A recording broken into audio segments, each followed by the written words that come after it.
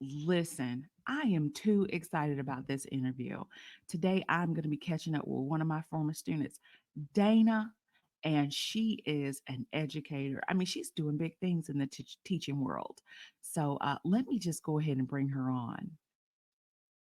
Hey, Hello. Dana! Hello. Oh my God, I miss you, Dana. Oh, I missed you too. I can't believe it's been so long. It's like I'm gonna be 10 years since I graduated high school. Like crazy. 10 years. Yeah, we're planning our reunion right now. I'm like, I can't even fathom it's been 10 years. 10, oh my God. Well, listen, I'm just aging like fine wine then, if that's the case. 10 Oh, of course. years. Yeah, I know. I know. Well, Dana, before we get started in the nitty gritty, because I got so much to talk to you about, because, honey, you are an educator, you are passionate, you are a teacher. I am just excited to talk about that. But let's talk about who you are. So, who are you? Where are you from? And what school did you go to? Hi everyone. I'm Dana Winkle. I was born and raised in the city of Chicago, up in the Northwest Side, Albany Irving Park area. I went to Lincoln Park High School, graduated 2014, and then I went to Valparaiso University, and I'm class of 2018. Nice. And you know what? What made you decide to pick that major?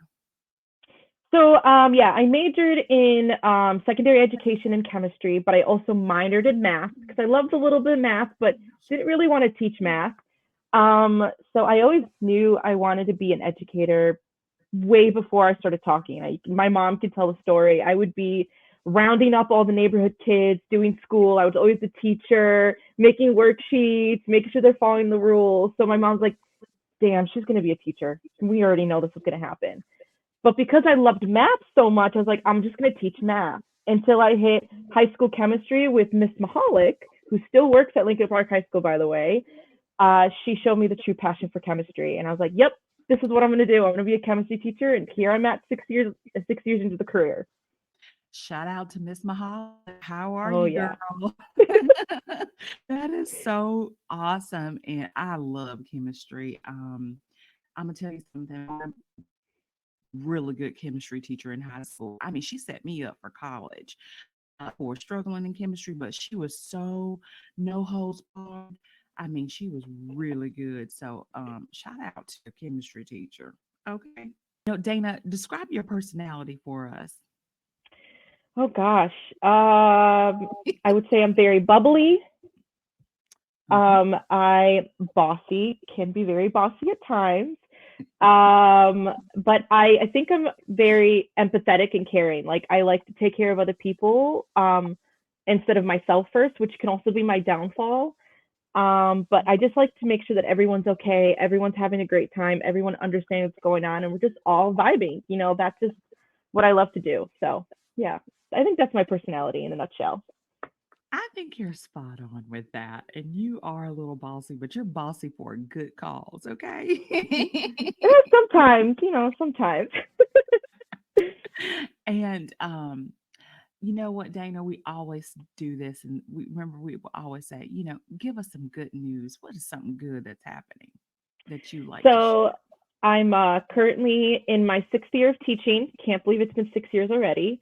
I am engaged finally to someone that I truly love, and I can't wait to spend the rest of my life with. And starting this summer, I'm going to be moving to sunny California, San Diego. So moving on from the Midwest and moving on there with my future husband. So Listen, you're not gonna want to come back because that sun is going to keep you there. That sun and that weather.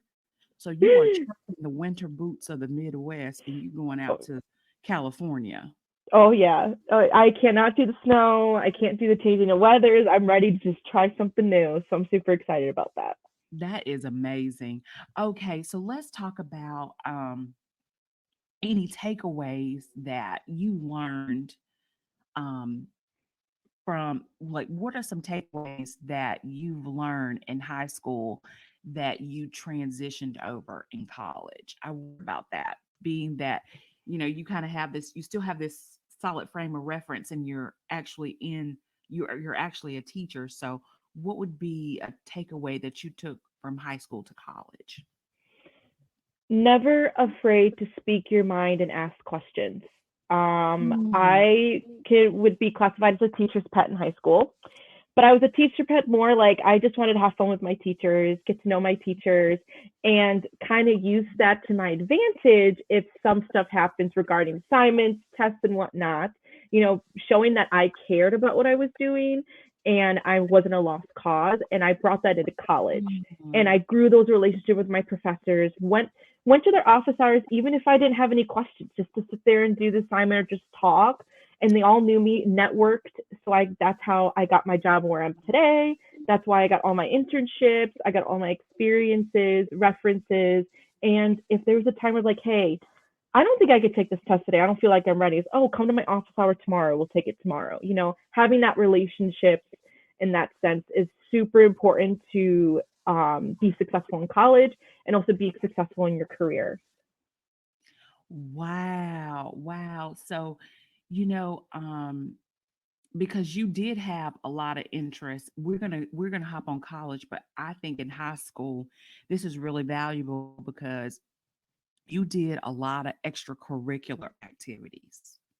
I mean, you're kind of like a hodgepodge of all good things. You don't think I remember this, but you were in the chorus Yes, I was. Yes, and you I were was. very passionate about singing, right? Yeah. Yeah, yeah, I was. You were very passionate about singing.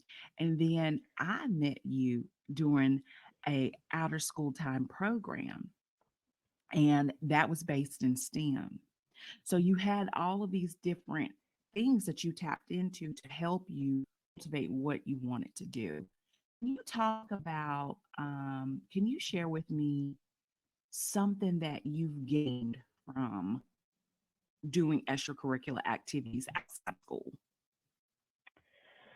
I guess I gained some sort of independency where I was able to decide what I loved and what I was passionate at, or also I gained a lot of communication skills and networking. I met a vast range of people from all over different subjects, all over different interests, and growing that relationship, growing that experience really evolved who I am today as an adult.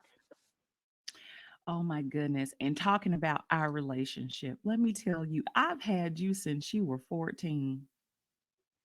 Yep. I've known you since you were 14. And let me tell you something, it has been such a good ride. Like, I am just excited that I have been able to cultivate such a strong relationship with you, Dana. And one thing that I love about you is that you are passionate. I mean, you are passionate about helping, organization, all of those good things. We would put you in a show, you would do it. We would say, do this, you would do it. And even sometimes you would wrangle folks together. And I say, Dana, don't be too bossy, but you know what? It was all for a good cause. So, what I wanted to ask you, Dana, is are there any takeaways that you got from my relationship with you? You definitely challenged me with my bossiness versus leadership. 100%. We would have a lot of like sit down one on one conversation. Hey, look, you know, you can't be so bossy. You're just gonna lose people. So, I've learned that I need to lead by example, not by authority. Ooh. So I would do what I felt was okay, did those things even in my career right now, and then people will just cultivate and follow me because I'm just so open and empathetic and just want to care about people and be bring those in. I'm being a leader through relationships and not through authority, and that really helped calm down my bossiness that I've experienced when I was a teen. So Oh my goodness. yep. But you know what? Sometimes you just see students and you know they're going to be leaders. And I knew you were a leader at 14. We just need to cultivate that, right? And you got to use the skills in this setting to practice on it. And so that's awesome. So let me ask you, what skills have you taken from that you incorporate in the classroom now? We're going to get into the classroom, but I'm just curious. What leadership skills? Um, I do a lot of listening in my classroom actually. Um, I listen to my students, listen what they want to do, listen what's going on. I listen. My teachers, my students kind of teach themselves in a way because I do a lot more listening than I do talking. And you Mhm. really get their personality out there. You really get them comfortable in the classroom, and you get to learn who's who and what their playing role is in the classroom to help with classroom management and to make sure everything goes smoothly and everyone just has a great time when I have them for like an hour or so a day. So definitely my listening skills, 100%. Did I listen? Oh yeah, yes you did. Okay. Yes you did. I remember just ranting to you about personal stuff, school stuff, family stuff, and just made me feel good to just get that all out and then just have someone listen. So Absolutely. Now, what I want to know is why did you choose to go to Valpo for school, for um college? I remember Brian at the Museum of Science Industry pulled me into his office to be like, "Hey, Valparaiso University is doing this MSEED program, Math Science Education Enrollment and Development Program, and I know the head guy of this, and they're going to be coming into the museum presenting their research, and it'll be a great opportunity for you to meet everybody." I said, "Great." That happened on a Saturday. I was there, talked to everybody, got recommendations to go. I applied, went to their interview slash scholarship day, got accepted with a lot of money. So I didn't pay a lot of money to go there. And the rest was history. So I really have to thank Brian for that because if Brian didn't give me that opportunity, I don't know where I would be versus college wise. That is amazing. And you know what? That is building relationships with people. And that's how that fell into your lap and telling people your interests. And because of that, he knew that this would be a great opportunity for you. Right. Okay, Yeah. good. Sorry. Yeah. It was, No, that's good. yeah. I mean, he knew I wanted to be a teacher. He knew this program was there and he's like, "Hey, let's just get you in the door." So it was nice. That's fantastic. And what is one valuable piece of information you would tell someone that is going to college or is in college right now that you learned? Never do not afraid to seek help and ask questions. I mean, the same thing that I said before. It's just so important that you take accountability of your education, you take accountability of any questions because no question, no statement is dumb. People are there going to help you. You are in the young stage of life where you're trying to figure out where you're going to go and people are at the university, people are at your high school that are there to help you guide you where you need to go. Just ask those questions. That's right. Ask questions because guess what? You're not going to know until you ask. Exactly. Oh my goodness. Now let's transition. Okay. Life as an educator, you know what? That's my passion. That's my life's work. I'm in education. I love it. You love it. You loved it as a teenager, and now you are in it. And there are some tough times out there. There are teachers out here that they are going left and right about students. They're doing their gripes on social media, all of those things. Let me start off and ask you, how do you see how do you see yourself as an educator in year 6? I so when I first started as an educator, I thought of myself completely different than I was now. I thought it was just going to be, let's teach these kids this content. Let's push this through. Let's get the grades, all that stuff. Now, I really don't care about the content because they're not going to barely none of them are going to use the content when they leave high school. I'm there to build problem solving, critical thinking skills, communication skills, and education independency. Mhm. And that is what I strive to in my content. I It would be awesome if they get the content and they remember it. That's great. My goal is I tell my kids every day, I just need you to learn one thing today. It can Oh, be what is a proton? It can be what is Avogadro's number? It can be where is this element? Just one thing about chemistry, and then the rest is history. And it makes my classroom be a classroom where everyone wants to be in, administration want to be in, because we just have a great time. And I never thought I would be that type of educator, but because I am, I'm making so much difference in these kids' lives. It's just fantastic to see. I love that. And you know what? That's my take too, right? The content will come and it'll stick. If you're passionate, they're going to be passionate.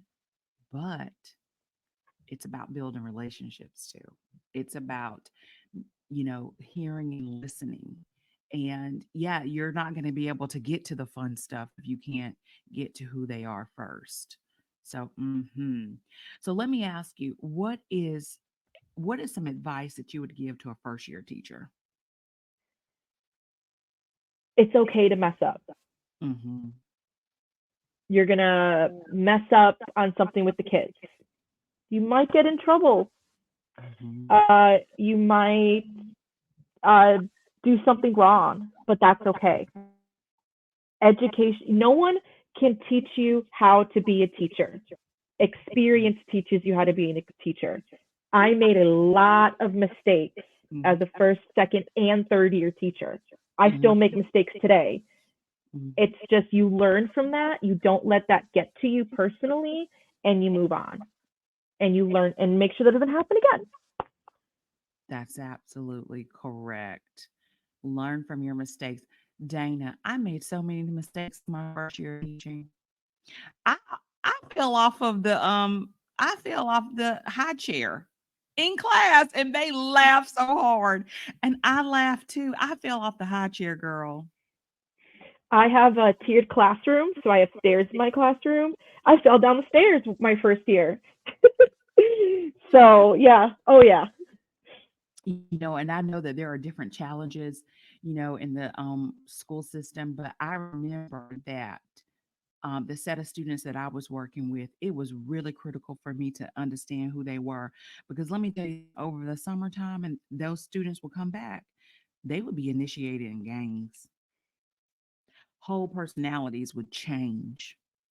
I mean, they would go from sweet kid to, but then I had to bring them in and I had to establish some good rapport with them. And I had to talk to those parents and let them know, hey, look, we got to be in this together. But you're right. All of these, you have to make sure that you're okay with making mistakes because you're not perfect. You're not the light bulbs are not going to truly come on until later. And let me ask you, what year did a lot of those light bulbs start connecting? Oh, when COVID hit, really. Mm. I was just ending my second year of teaching when COVID hit, and my third year of teaching was pretty much 100% virtually. Wow. And that is when education shift. People Mm. started talking about trauma, um, home life, speaking out, protesting. It was just all of these things that now I need to switch the idea of education. And now relationship is more important than ever in the classroom. Mhm. And that's where all happened. I mean, I had awful evaluations from my administrator. I was struggling every single day to connect with these kids virtually. It was like I had to start Mhm. from scratch all over again. Mm. And there was a time where I was going to quit. I'm not gonna lie, there was a time where I was actually quitting my job because I could not do it anymore. But then I realized mistakes happen. You learn from it and you move on, and things are going to get better every single day. You might take one step back sometime, but you can always take two steps forward. And with that Mm. mindset, that's why I'm still here today. I love that, Dana, because you're right. You have to, right. You make the mistake and you might take one step back, but please, when you get up, you're gonna take those two-step forwards. And I'm glad that you stayed because we need more teachers like you. We need that. We need that passion. We need that passion to continue to move on and understand that things changes and we have to shift. We have to shift to how things are going so that we can still cultivate and keep that going. Awesome. Now, your so what keeps you going? What keeps you going to continue to teach in education? Two things: my Mm, colleagues and my students. I have a great friend group of two colleagues who both teach science with me. We sometimes teach the same class. We're both young. We're both newer educators. I mean, I call them my best friends, and they're people that I go to who rant. We rant with each other. We take our frustration out with each other sometimes. We end up building relationships with the same kids and stuff. So they're ones that are just making education easy for me. And then also the students, just going into the classroom and then going down the hall and he's like, "Hi, Miss Winkle. Hey, Miss Winkle. How's it going, Miss Winkle? Miss Winkle, can I come to your class? I have a sub today." Or and just all this stuff. And these kids telling me what they were doing this weekend and asking for advice. And Miss Winkle, I need to talk to a social worker, but I can't go alone. Can you come with me? That's just, I did my job. I'm yes. there when no one else was, and that's just the reason why I'm still here today. Awesome. That is fantastic. And I like how you chose to surround yourself with other educators who's just as passionate as you, and you know where to take out frustrations because you do get frustrated. Everybody has their fingers pointed at educators, right? And so you're under the gun, you're under review from administrators, teachers, parents, and students. So it's a lot. So it's good to find other teachers and lock arms with them that is on the same path, and they're positive too, but sometimes you can't be positive. Sometimes you have to vent, and that is okay, but you're venting to the right people. Okay. I love that. So let me ask you something. You in year 6, what do you think we can improve in education? More political and community support. Mm, We're unfortunately, as a country, we're going down the path where we want to privatize everything.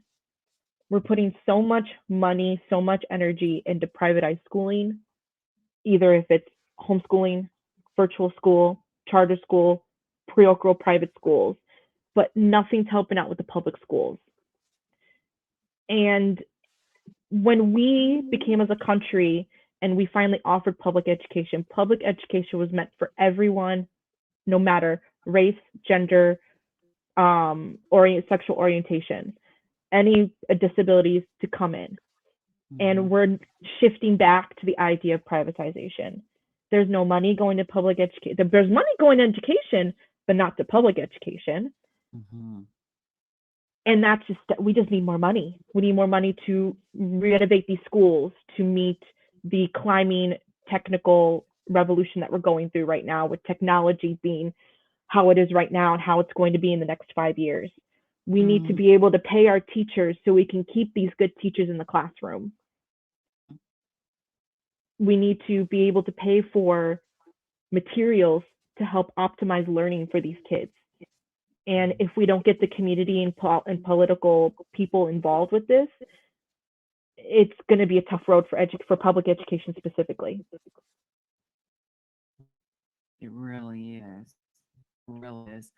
And Dana, I know I had a chat with you and you talked about this voucher system, and I've heard it across from a few other educators from different states. And I wanted to ask you, what's your thoughts on the voucher bill? Like, can you educate me a little bit about what a voucher is? So And originally, oh, sorry, yeah, originally the voucher system was made to those kids that have disabilities, mhm, those kids that are coming from low income families. They give them an education grant so they're mhm, able to go into a charter or a private school that can meet their needs. okay. If that was that, great. unfortunately, public education can't supply all those, um, all the help that some of these kids need. Yes, the support. Now it's getting transitioned where anybody can get the voucher, no matter disability, no matter financial need, no matter what needs, anybody can get it. Mm, I see it as a loophole because technically federal money cannot go to parochial schools, and there's only a certain percentage of federal money can go to charter schools and online schools. mhm, So they're doing a loophole where they're giving that money to the parents to give to those schools. As a result, that's less federal money going to public schools, where public schools are solely only funded by federal and state money. mm, And particularly in Indiana, the number of students that we have in our school, um, I believe the number of students that's in specific programs and property taxes funds our school. If mm, we have less students going to our school, we're mhm, doing the exact same amount of work, but with less money. So if more students are going to these online schools, private schools, charter schools because of the voucher money, that's less students going to public education, and that's less money going to the public schools. mm, Particularly in Indiana, I can't get the numbers super accurate, but I think public education got a 7% budget raise, but voucher systems, charter schools, and online schools got a 30 to 40% budget increase. But media and our governor's public is saying, "Oh, we raised our public education by so many dollars," and the general public's like, "Oh, this is great, more money," but they're not seeing, but what specifically, where is this money going? And mhm. if you dive down, it's like, "Oh no, just kidding. Really, nothing's going to public school." Right. It's I it's a dirty money scheme. It's a loophole. We're going to give the money to the parents to give to the schools. So it's the parents and the families, the middleman, Mm, essentially. And the parents, the community, probably don't even know they're doing that. yes. Are You parents know, are parents even asking about this, or are they just tapping into, like, what the government is saying? Are they asking teachers or administrators or people that is in education what this actually means? I have amazing parents. The Great. kids that I teach, my parents are amazing. But there are a lot of parents out there who don't want to send their kids to public school because of woke culture, Mm, because they don't agree of different things that we're doing in public education. And we have a group called the Purple Parents that's known countrywide, that pretty much the parents want to control the classroom and not the teachers. The parents should determine the curriculum. The parents should figure out what the kids are reading in the libraries. The parents should do this and this and that. So essentially, we went to school for nothing. We're not professionals anymore. We're babysitters to do what the parents say. so you're saying with this purple parent group, they want 100% autonomy on curriculum. Correct. Yes, they do. There's so Mm, many bills, particularly in Indiana, that they're trying to fund, lobby for, that would have that happen.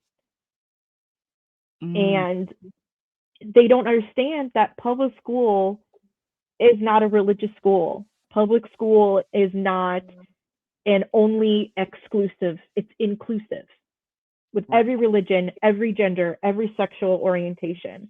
That's the point of public school.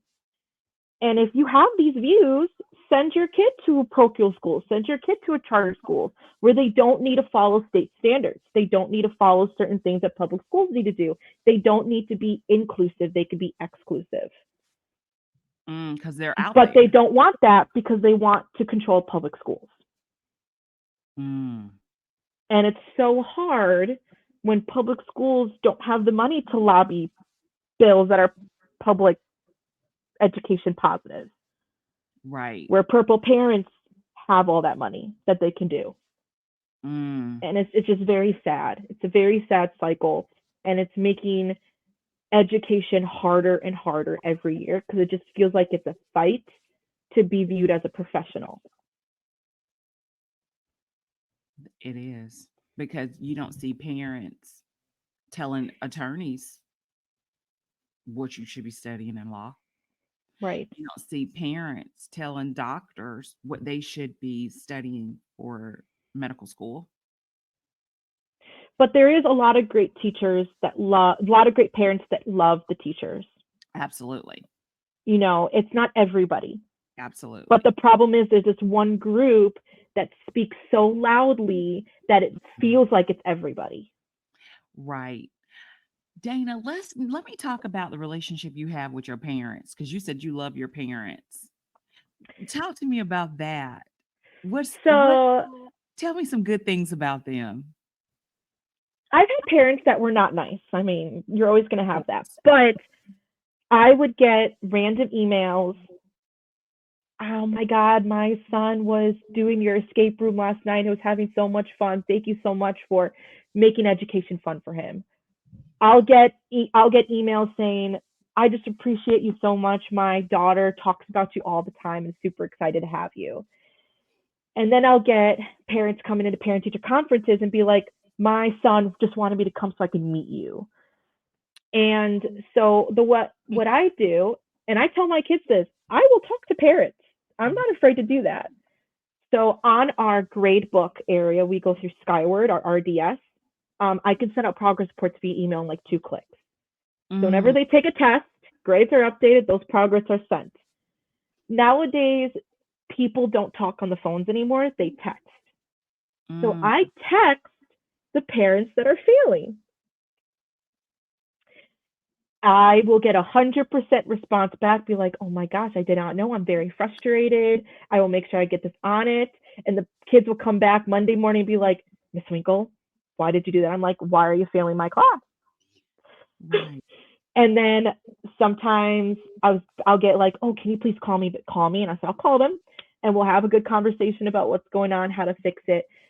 They may be upset with their child, but they're not upset with you because they know that you care enough to let them know what's going on, and they just want the parents need someone to help them find solutions to make their child successful, and that's what we're there for. So I always divert back saying, hey, can you please help me in making sure they get their assignments done on time?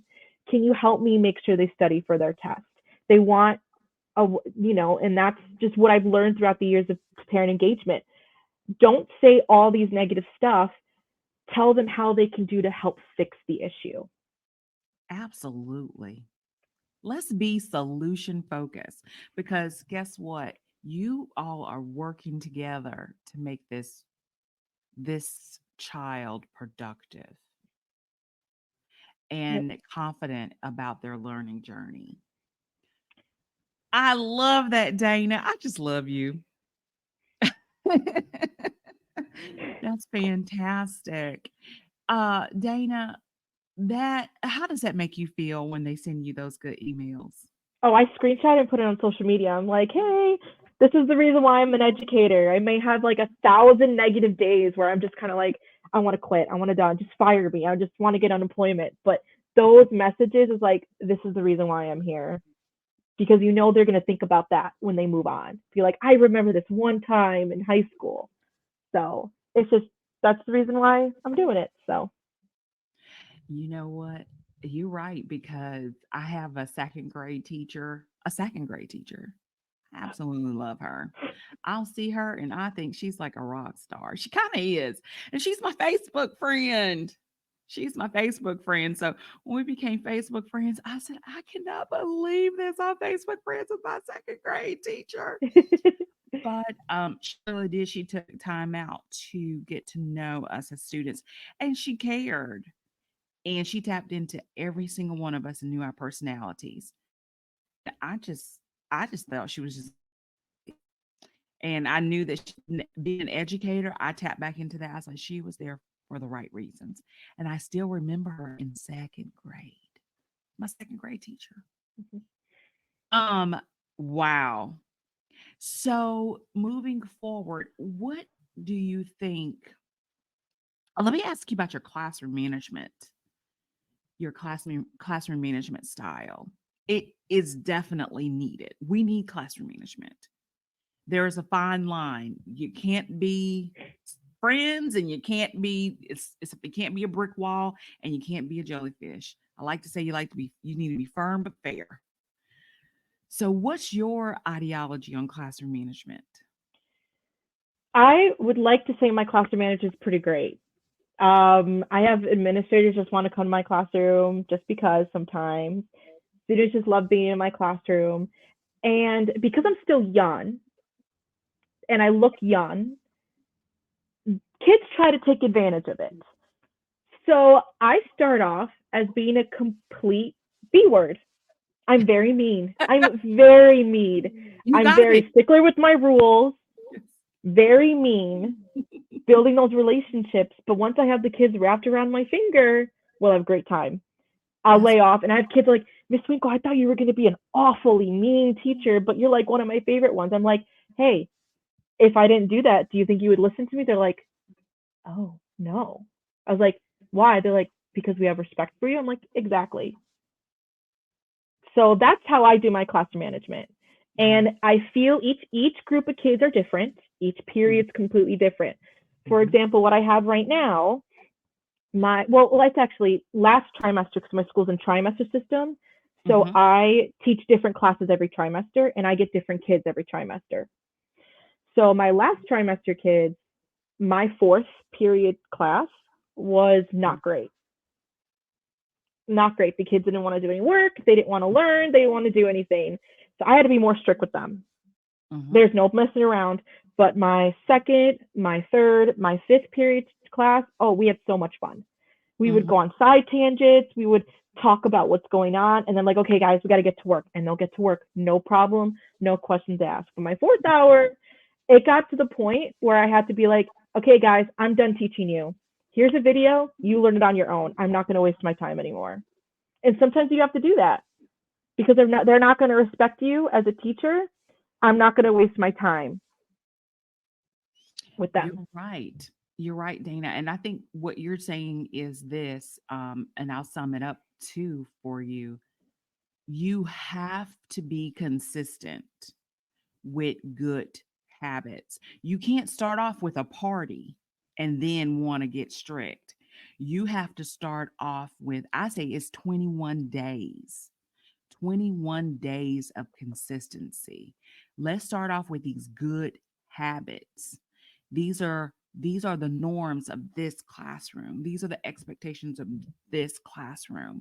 And you have to stick to it so that we can all have a good structure and understand what's coming down the line. When you're having a party, sometimes you don't know what's going to happen. You don't know if it's going to be a mosh pit. Hmm. You don't know if the DJ is going to play, electric song, a disco song, or a hip hop song. You don't know. So you have to have the consistency. And that's what I'm hearing you say, consistency, and me meaning what I say and saying what I mean has to be consistent. Yep. Yep. And the kids like routine. If they know what's going on, they know what's going on. And they may complain about it. They may try to have you change it, but you got to stick to your guns. You are the teacher in the classroom. You control the classroom. The students don't. The students can play a role in it, but they can't solely control it. Absolutely. And let you get off routine. They'll let you know. They'll be like, we don't do this. We do it Yes. this way. You're like, oh, so you know. Yeah. So nowadays, kids like to go to the bathroom because they just want to leave the classroom. Of course. And nowadays, the phone is glued to the student's hands. So guess what my bathroom policy is? If you go to the bathroom, I need your phone for the whole period. Uh-oh. I will get maybe 5 kids a week that go to the bathroom out of my 4 classes. Mhm. And as a result, the kids are in my classroom learning. They're in there so I can build relationships with them. And it gets to the point, it's like, I don't want to leave class. I love this class. That's right. And they'll start complaining about it the first 2 weeks. They're like, try to debate it, but I said, nope, this is it. Nope, there's no bargaining it. There's no changing. It is what it is. You have to deal with it. And they try to like get you like, well, I'm gonna call my mom. I'm like, go call your mom. Yeah. Because So why do you need a cell phone while you're having instruction? right, exactly. I can So it's understand having a cell phone to call your parents at home. I mean, call your parent.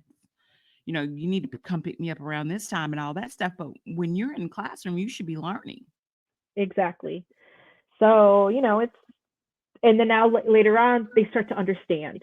Hmm. And then it gets to the point where I have a sub, and the kids are like, oh, no, no, she clicks her cell phones. Like, they'll tell on themselves, even that I don't write it because they know the rules.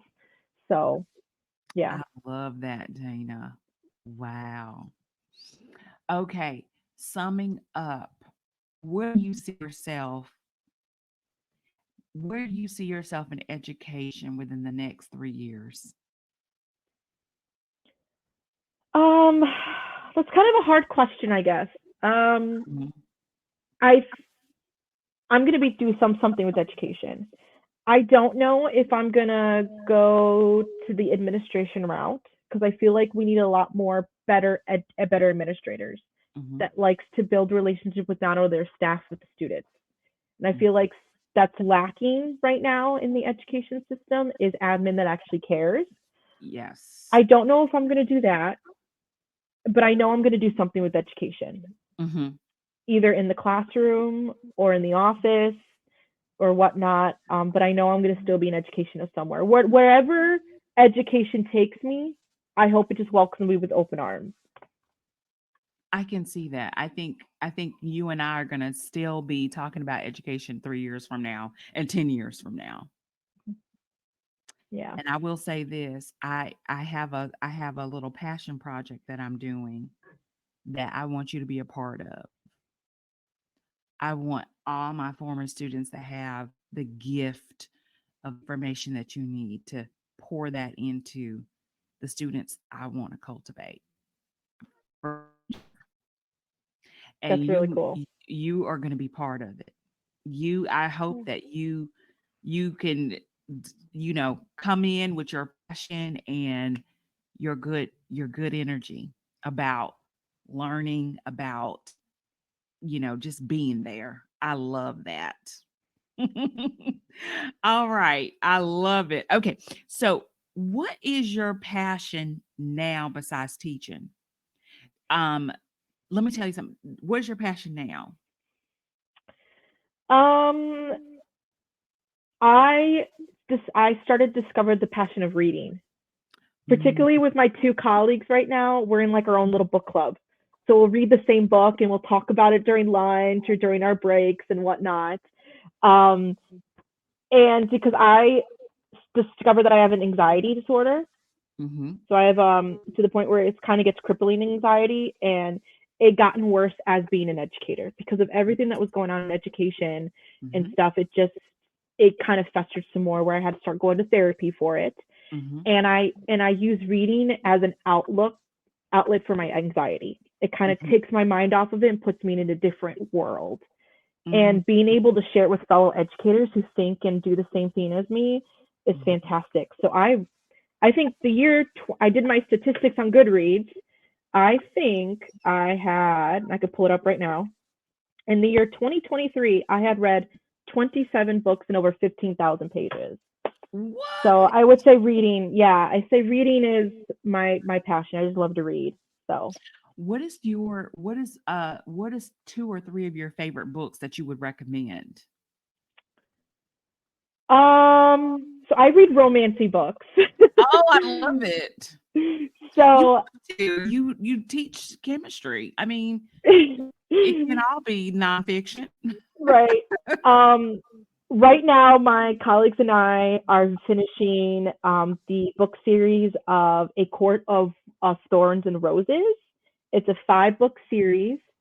Very good. It is fantasy mixed with romance, mixed with some suspense in there. And it's like a different world kind of thing. Fantasy is so good.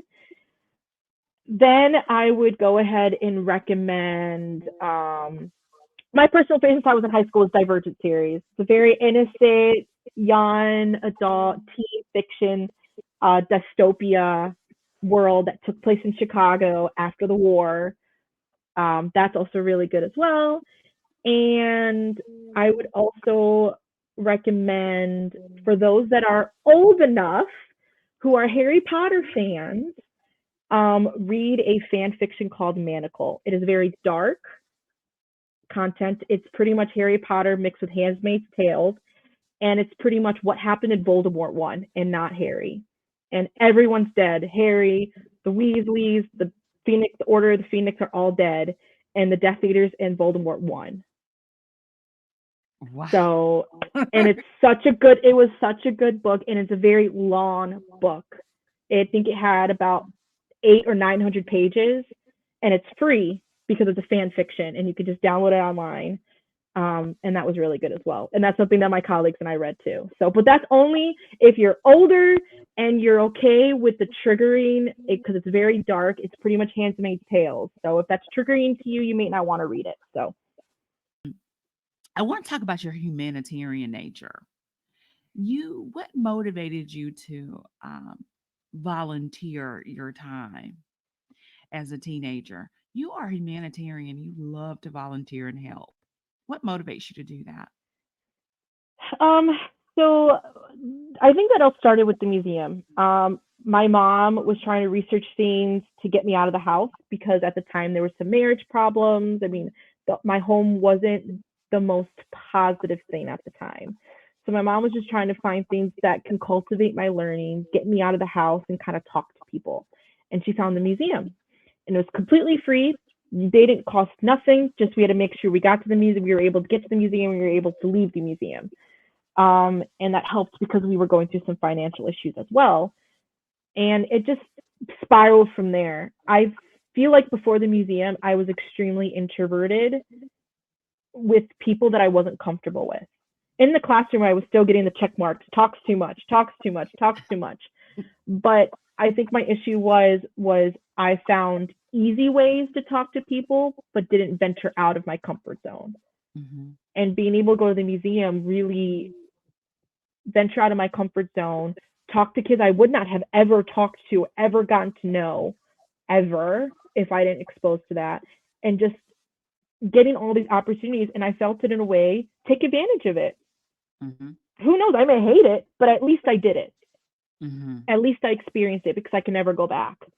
And that's just what Hmm. I did. Kept on volunteering. In college, I started doing mission trips every spring break, going down, building homes, fixing up places for the poor, um, all these experiences. And it's just taking that, learning from it, and growing as a person because of it. I could never, if I go back, I'll do the same thing over and over again. You can't put a price tag on what you gain from that Exactly. experience. I And love even it. though some of the experience I hated, but at least I did it. That's right. And I'm so glad that you did that because if not, I wouldn't have met Miss Dana. Thank my mom for that because she's the one who did the research and found it. So, I need to thank her. I need to call her and thank her. She needs a thank you from me. She does. Now let me ask you, how did you get to where you are now? all of the people that supported me, Mm. from you, Marvin, Mr. Brass, everyone at the museum, to my parents, to my teachers at school, uh, you guys slowly pieced me together. I could say like a puzzle piece. And from each piece, new experiences and new opportunities shown up. And I Mhm. just grasped at that, went with it, and that's just how I am today. And I'm still doing it. People are still coming into my life, putting more pieces into me, and building up more of those experiences. So yeah, I think everyone that I've encountered with, even the negative people that I encountered with, Mhm. um, helped me get to where I am today. Wow, I love that. Come on now. Come on now, Dana. Okay, so what are some life concepts you're learning as a young adult? Be responsible, I guess, because no one is there to hold my hand anymore. I got to pay bills, Mhm. make sure they're paid on time. I have to make sure I only spend things on stuff that I need and not that I want. Um, and yeah, it's you. No one can teach you how to be an adult. No one can teach you. You just got to go with it. I mean, I didn't even know what the hell a credit score was, and I had to learn what that meant and how to build your credit score and what's going to affect your credit score. I had to figure out which debt is needs to be paid off more than others and how to do that.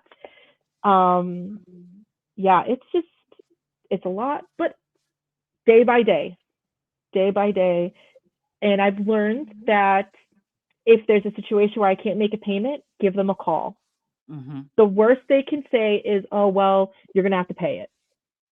That's the Yes. worst that they can do. Mhm. There, I have a situation with my credit card right now. I'm in some credit card debt, and that's my fault. Mhm. And I wasn't able at the time to make the full payments. And I called. They transferred me over to a different department. We worked it out where we cut my interest for a year and cut my payment for a year just to get my foot back up there. Because all I did is I picked up the phone and I said, "Here's the situation." That's right. And that's about, seek help. It's Yes. okay if you need extra help. It's okay if you need to get help from the government. It's okay if you need to get help from a neighboring friend. It's okay if you need help from family. There was a time where, as teachers, it was during COVID, I was making nothing, but prices gotten so much more. Mhm. And our pay was not matching the inflation at that time. Mm-mm. I was living literally paycheck to paycheck to the point where I had no money for fun money. And I Mhm. had to start going to food pantries, which is very embarrassing for me to say, but I had to start going to my neighboring food pantries to get food because some of this Mhm. food I just could not afford. Mhm. And Yeah. Teachers should never be in that position ever. it We was, have to do better, yeah, and they like have to do better and give. And you know what are we doing? We are pouring into the future, and a teacher has to go through this. yeah, and it's just because of the going to college is so expensive now, no matter how much money you have. Mhm. So us new teachers not only have a college bill, but we have to have pay for life, a roof over our head, which housing is so crazy right now, Really. so crazy. And but our pay is not. We're not being paid as professionals. Mm-mm. It's I not don't think we reflecting are. what it should And be. what's very frustrating is some of the community says, "Well, you get 3 months off. You don't work during the summer. Oh, you get 2 weeks off for Christmas." I said, "Do you really think we have a break, or do I have to go to conferences? I have to start reviewing and planning out my next year." Yeah. And they don't understand that if we really actually time in, I clock in when I start work and I clock out. I work double my contract hour during the school year. You do. You're nonstop. You can be over at the summer. You can be in the summer and be like, "Oh, I need to figure out this lesson for this week." I mean, you can't do it when you get into the classroom. No, You're too and it's late. just they just don't. It's just so frustrating when I see that on social media and everything. It's like, "Oh, you get 3 months off, so why are you expecting to get paid more?" How did a doctor become a doctor? Because of a teacher? How did the lawyer become a lawyer? Because of a teacher? How did a CEO become a CEO? Because of a teacher? How did a scientist become a scientist? Because of a teacher? So if you're not paying the teachers what they're worth, there ain't going to be no teachers to get lawyers, doctors, CEOs, scientists. We are the foundation. So pay our value, because if we're not there, all those other people won't be there. Period. It's my little mini rant. Cause what? You didn't say nothing that was wrong. You didn't tell a lie. You did not tell a lie, honey. Seriously. And we do it, you know, if we're in it for the longevity, we're not in it for the 3 months. It's bigger than that. It's a passion. It's a passion to cultivating the next generation, you Yeah. know. And then And yeah, sometimes you do get those little filler teachers is like, ugh, and they hate it, you know, and but that's their ministry, that's their business. But for the most part, when you have teachers that stick and stay, they're there not because of monetary value, but they need to be paid. And no, you know, you need to come to parents teacher conference during the day, like you schedule those doctor's visits. You should not have to stay 8, 9, 10. Teachers have lives too. You should go ahead and you should look at the calendar and say, I need to take this time off. my contract ends at 2:45. Hmm. There's days I don't leave my classroom till 6. And you're in year 6. I mean, because even during our contract time, we have no time to grade. We have no time to lesson plan. I Mm. get one period of prep, which is an hour and 10 minutes, I guess, give or take. That's not enough time in the day to get my stuff that I need to do. And it gets to the point where I'm kind of like, you know what? I'm done working at 2:45. It's not done. It's not done. Sorry, Mm-hmm. because I need to start working my worth. And if they don't want to treat my worth, then I'm not going to give it to them. Mm-hmm. And I'm very open with my students about that, Mm-hmm. with that, so they understand. And I find out that we have a general manager at McDonald's by our school that makes more than I do in a year. Of course. Hmm. And it's embarrassing. It's embarrassing that I went through 4 years of university, have a full on chemistry degree where I can make six figures in a lab, but I'm here teaching the next generation. And a McDonald's general manager is making more than me. Mm-hmm. It's embarrassing and it's very sad. It's And that's, very sad. Mm-hmm. I agree. You know what else too? It's a cycle, and I think it takes more than just the community needs to talk about this. If you want your children to have a good quality of education, you need to advocate for these things. Talk to Congressman. What are we going to be doing about these teachers? Are y'all going to be giving them extra money? But it's always a me, me, me. They're not thinking about what the teachers are there to do. They're there to pour into your children, pour into, making sure that they understand. But school's an extension of their learning, all that they should get. Parents have to step up and do that as well. But I think the community need to also start stepping up and saying, what are we doing? Like, let's make sure we keep these good teachers around, like you say. I'm very thankful the district I work with, where majority of the community is behind teachers' backs. I love But that. we have neighboring districts, it's not Hmm. the case. I mean, and seeing their school board meetings and seeing what these parents are saying, it hurts me because it's hurting my fellow colleagues in different districts. And I'm very privileged that I'm at the district where I'm at, where the community is so supportive. Hmm. I mean, particularly, for example, during COVID. I mean, the next, it was, we were, March of 2020 is when COVID started.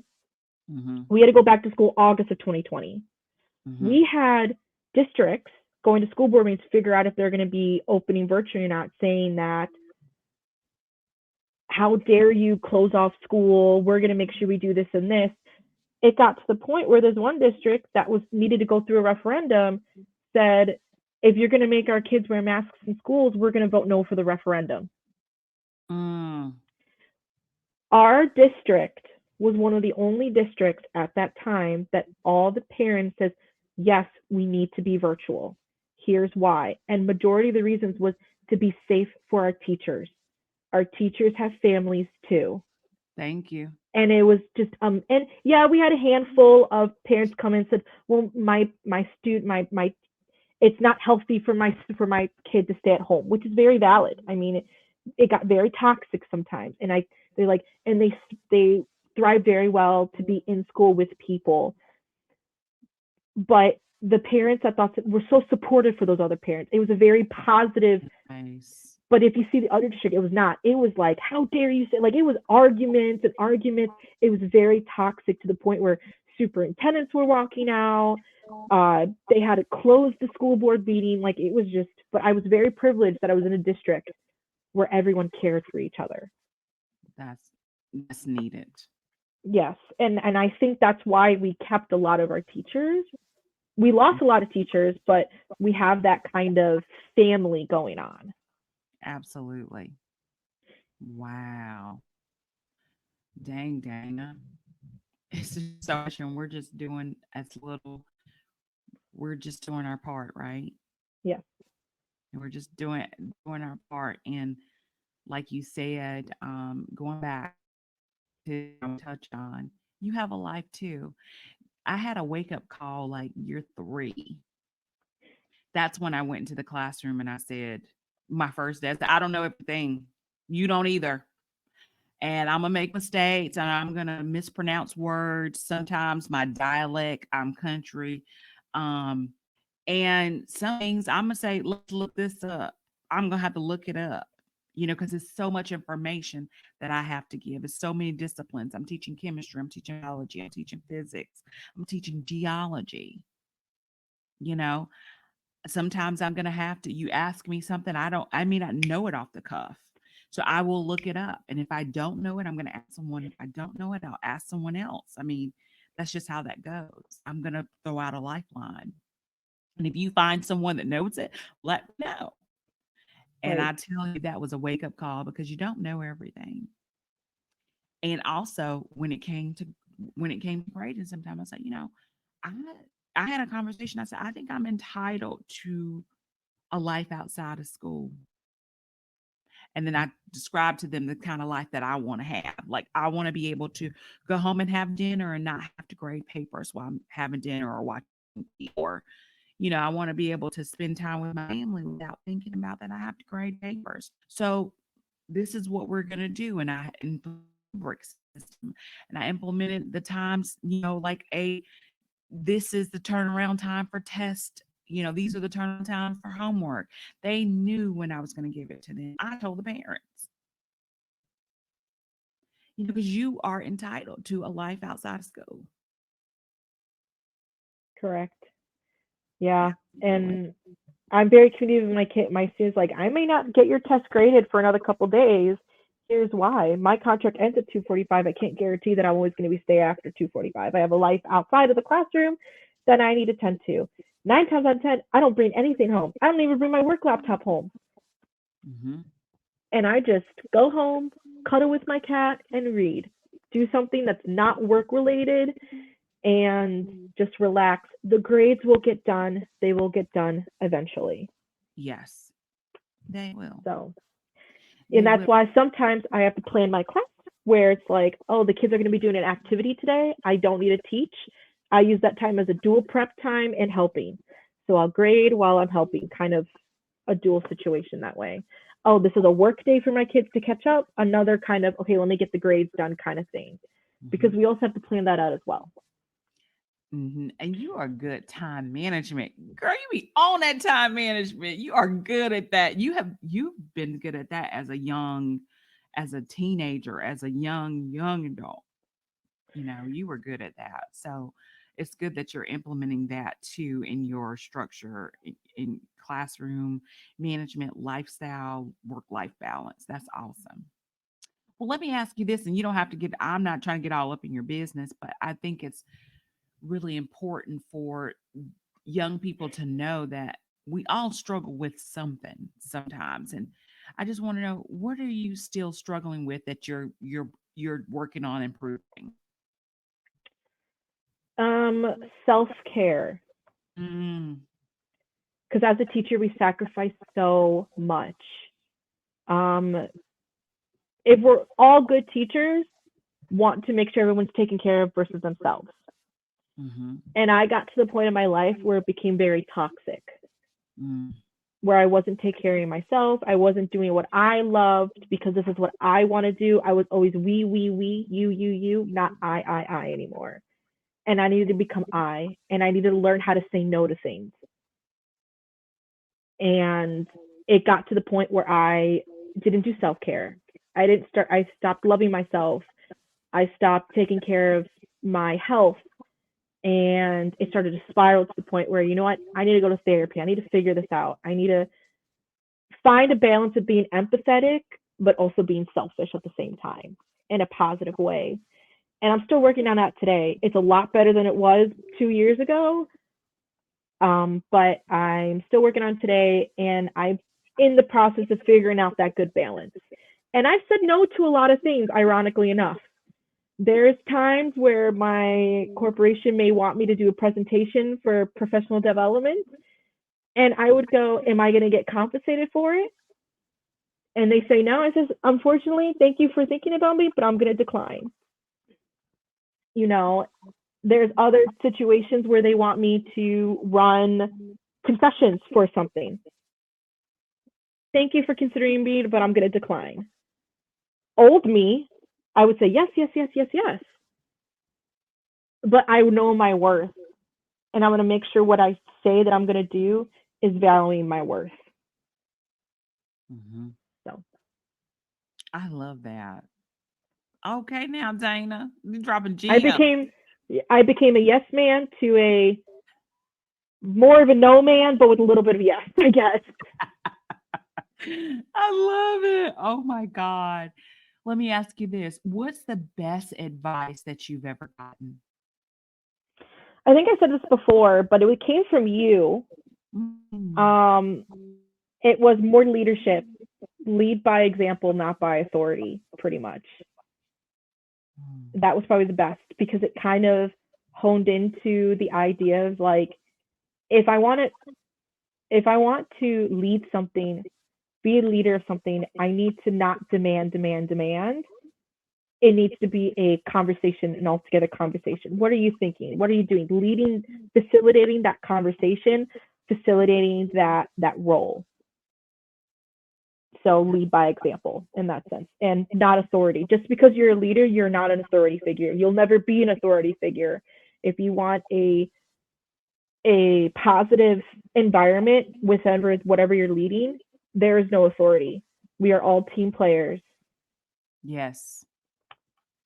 Yes, we are. It's a team. It takes a Mhm. team. It takes two to tango. It takes Yes. three to tango. There's no I in team, you know. So, Mm. but I think the other thing too that I learned as being a teacher throughout the years, us teachers, we want to save everyone. Mhm.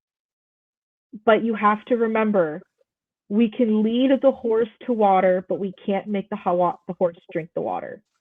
Bing. We can't save everyone. Mhm. So stop reducing your mental health and your energy for someone that you gave so many opportunities with that still don't want to do it. You did everything you need to do. Just because it wasn't a successful story, there's going to be thousands of more in the future. Wow. You're right, Dana. Let me tell you, that was part of my first day speech too. I can't, I'm going to lead you to water. It's up to you to drink. And you may not. And guess what? I couldn't reach you. Somebody else may and down the road, but I may can't reach you. And I have to be okay with that.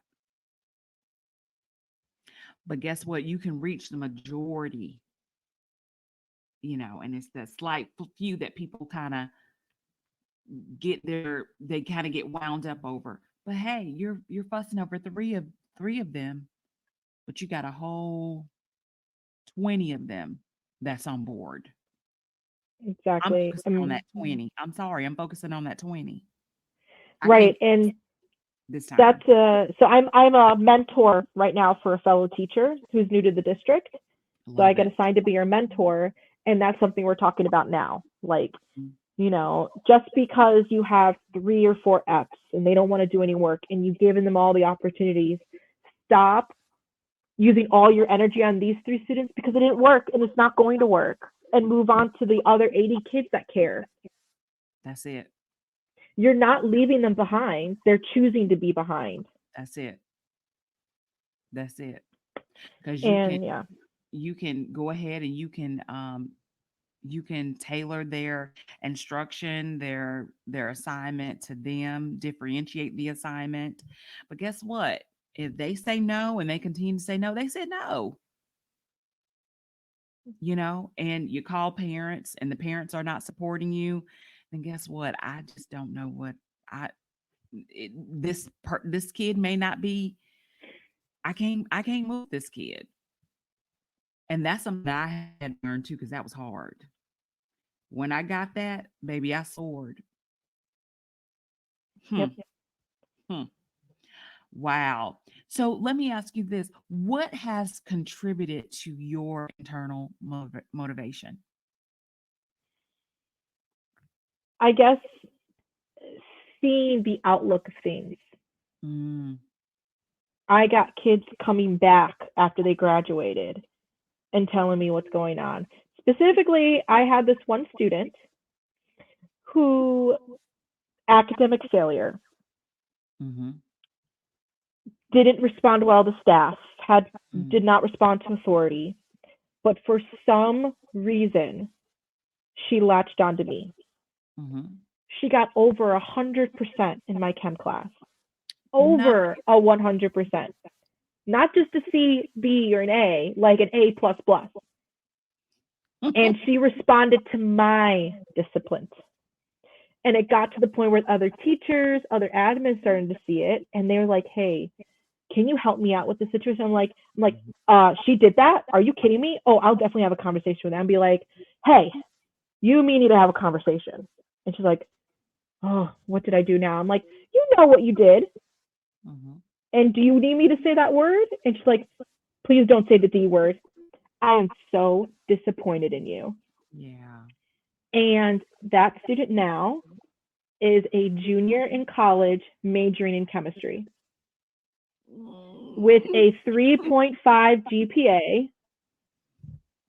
And she's like my rock star. She messages me on Facebook with updates. She'll come visit me. Like, that's the reason Come on, I'm Dana. still doing what Come I'm doing on. now. And there's so many other students that do the same thing. But she was the one that I started from ground zero with, Mm-hmm. from sophomore year all the way to senior year and on. Like, it was a lot of work. I gotta tell you, it was a lot of work. Mm-hmm. Bad attitude, bad tone, didn't have it was a lot. And I said, 3 second rule, do not talk for 3 seconds, do not respond for 3 seconds. You need to find an outlook for your anger. We got it out to her senior year, no disciplinaries, which was stellar for someone who had 3 out of school suspensions since they've been in high school. Like, so we worked at it and she's doing great now. So yeah, that's Wow. the reason. And many other students like her in the future. That's the reason. That's amazing. Not you getting somebody together, Dana. Oh yeah. Oh, there's so many other students I get together. There was just a student that happened recently where I had to pull her into my classroom so she did not fight. And I was like, "You know better." That's it. And we got her together. So, you know, oh yeah. No, I because of you, I get people together. I use the phrase you say all the time, "Let's get it together." Get it together. Let's get it together. I love that, and you do it because you care, and you're coming from a place of care. That is a secret ingredient is care. And if you don't have a care, you don't care. I mean, kids know you don't care. They can they can they look you up and down and be like, this person don't care. I think I became a better person because I taught. There are things that I wasn't a morning person before I became a teacher. But now I get up in the morning and I have to, my attitude have to be right. I have to be ready because I can't be going up in there no sour puss or no downer. If I'm a Debbie Downer and I start the day as a Debbie Downer, I'm gonna down every single one of those students that come into my classroom. They don't need that. Well, so I would challenge that a little bit Mhm. because it's okay as a teacher if you have a bad day. It is It's you gonna okay have if you're bad coming days. into the classroom and just be not in the mood. But if you're able to communicate with your students about that, I went through my first year of teaching, I went through a Mm, major breakup, unexpected breakup. So I went to work trying to give them, and I just had a conversation with my students. I said, this is a situation. Students brought me presents, candy, food, stuff like Dana, that to help out. you told them about your life. Oh, yeah. Oh, 100% I do. Because if you don't tell them about their life, they're not going to care. Did you tell them the Particularly ins and the outs, or students you said, "Listen, I'm having I'm having a relationship issue." with my specific students that I teach low income, poverty line, families, drugs, gangs, gun violence. Mhm, You need to do more. mhm. You need to be personable with these students. You need to talk about Absolutely. what's going on with your life with these students. Now, that might not work with some schools, corporations, but if Mhm. you know the students you're teaching, so with my students, I'm 100% open with my students, you know, about what's going on with my family, what's going on, like, not like all the details, okay? Good, good. Because some of these Not with all teachers of the be out details. here some teachers be out here telling all their business, and they Oh, get no, mad no, no, no, no. because there's not a balance. There's not a healthy balance. Like, you are still the leader of the classroom. Right. But like with that specific one, I say, guys, I just got into a really bad breakup. Okay. Um, I'm just not feeling it today and stuff. But when you humanize yourself Yes. and the students realize that you care because you're telling them what's going on. Mhm. And then there's situations where I'll tell them about what I did this weekend. Oh, I went to San Diego. I Mhm. went with my, telling them stuff was happening. And the kids love to hear it because you're Oh, yeah, becoming a that's person to them and that's not just a good. teacher. So, Mhm, that's yeah. all in good spirit. But Yeah, I don't tell them like specifics. okay, good. So, no, no, no, no, no, not that. But I do tell them stuff about my life because I'm a Mhm. person, a human, just like them. Yes. Now, my niece is in ninth grade this year, and she shared with me some of the things that her teacher was telling her. And I said, she told you too much, because it seems like to me she's trying to be your friend and she's forgetting that she's the leader of the classroom. She's there to, you know, cultivate and help you guys along your learning journey, but she's forgotten who is the person that they should be, who's the leader. You got to lead by example. But yeah, Right. I get that part, and you're right. You're right. But there's a healthy balance with that.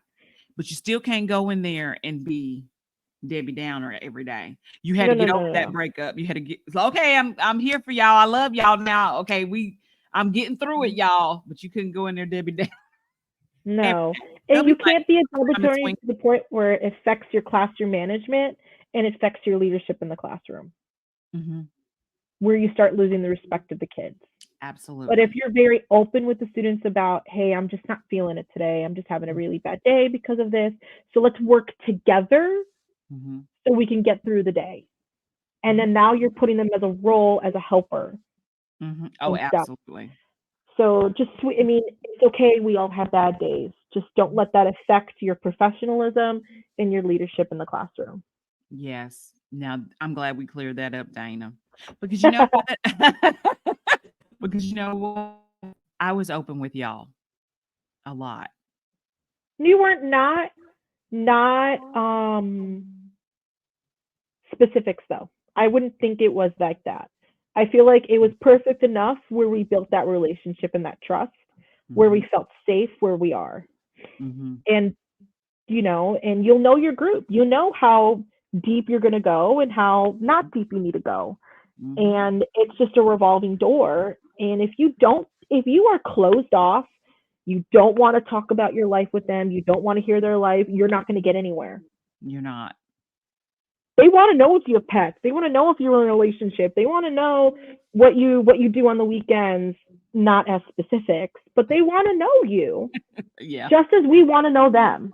absolutely. I agree with you. I agree. And like you said, to me, it's a balance. Mhm. With my Gen X self, it's a balance. I think that some of these new teachers, they need to hone in on that balance because I do think they're telling a little too much. Like they're on a FaceTime call talking to one of their friends. Yeah, yeah. You need to get it together, dude. If you're doing all that, you have to scale back and say, you know, you have to scale back. Yep. And I had to learn that as a first year teacher, 100%. I think like the new generation of teachers have to learn it. Yeah, they do. You And still, I'm not innocent for that. That happened to me, and I just had to gradually learn how open I was going to be with my students over time. So, it's a learning experience. You live and you learn. you know what? I knew that about you though going in. I think I told you about that.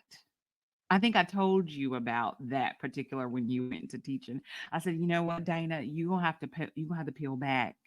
You gonna have to push back. You be wanting to be engaged. You want to tell. Remember, I used to say that to you. I was like, Hmm. you are going to have to push back a little, Yeah. and I'm glad that you found that balance. And you're right. That is And I'm still finding the balance. I mean, I don't think you're ever going to be the best teacher ever. You're going to no, learn every single year. You're going to yes, make mistakes every single year, and you absolutely. continue to learn. I am not perfect. By all Mhm, means, I am not perfect, and I will never be perfect. But if mm-mm, I'm willing to learn and evolve with the times, then mhm, I'll be exactly where I need to be. mhm. And you know what else, Dana? I also say as you grow in your relationship, your students will become your mentor. They will say, this is my mentor. You become a mentor, right?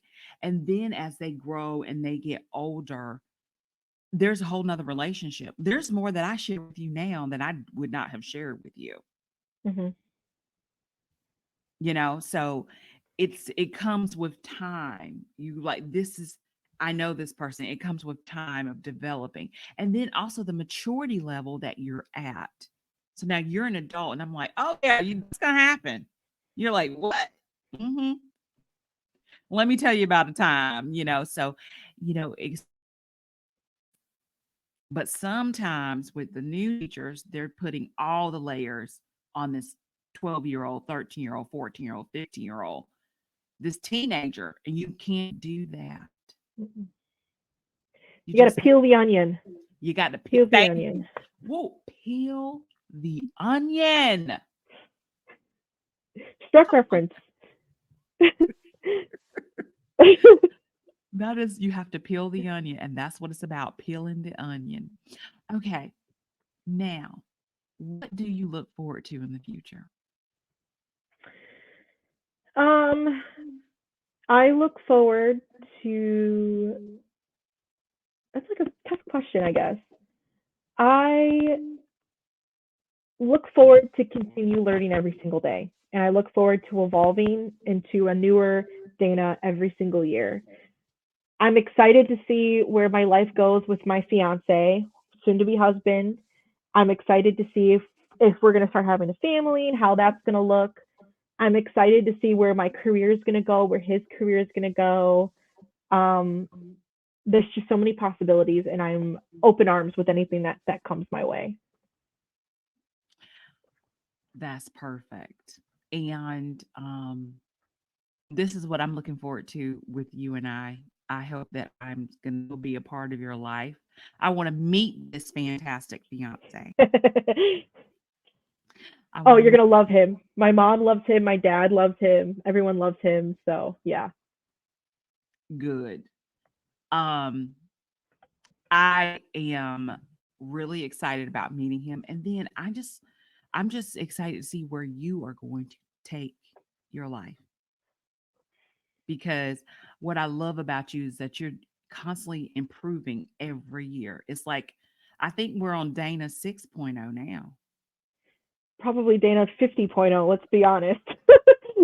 You know, it's definitely not the same naive. I thought everything I thought I was perfect. I never made mistakes. 16-year-old. Definitely not that anymore. And now I'm just open to the idea that I don't know everything and it's okay.